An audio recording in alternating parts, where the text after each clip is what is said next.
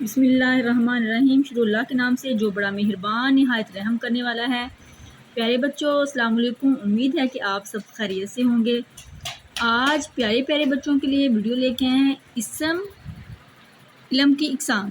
اس میں علم کے کون کون سی اقسام ہیں اور ان کی وضاحت کرتے ہیں کہ یہ کس طرح ہیں۔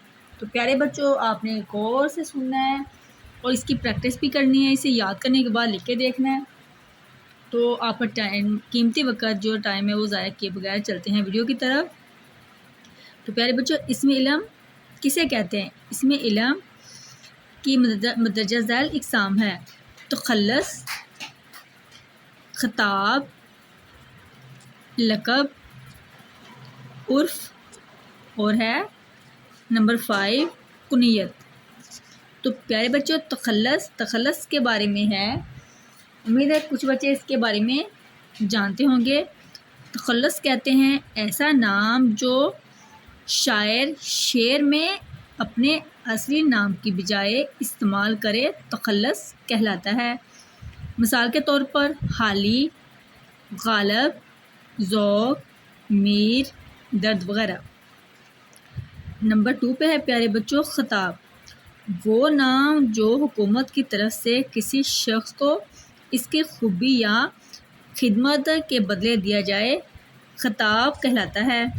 مثلا سر شمس العلماء، خان بہادر، رستم زماں وغیرہ۔ تو پیارے بچوں، نمبر 3 ہے، تیسرے نمبر پہ ہے لقب، وہ نام جو کسی خاص وصف کی وجہ سے مشہور ہو جائے، لقب کہلاتا ہے۔ مثال کے طور پہ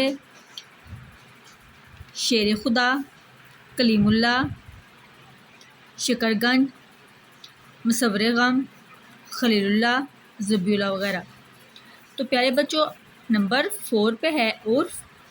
عرف کسے کہتے ہیں؟ وہ نام جو اصلی نام کو بگاڑ کر بولا جائے، عرف کہلاتا ہے۔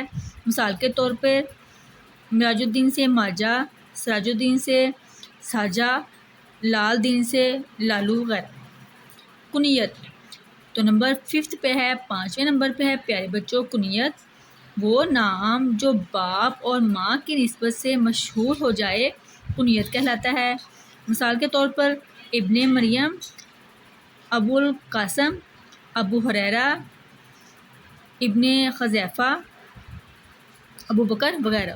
تو پیارے بچوں، امید ہے کہ پیارے پیارے بچوں کو اس میں علم کی اقسام کے بارے میں پتہ چل گیا ہوگا۔